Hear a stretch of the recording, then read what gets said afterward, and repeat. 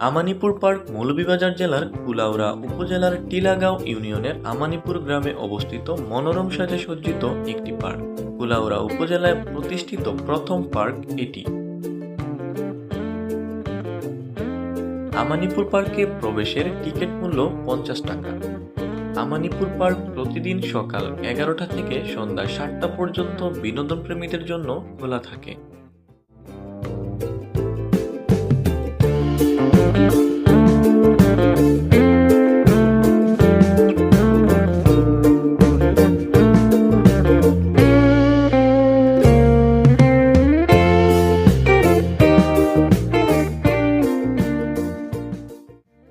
বিচারপতি সৈয়দ মিসবাউদ্দিন ট্রাস্টের উদ্যোগে পার্কটি প্রতিষ্ঠিত হয়।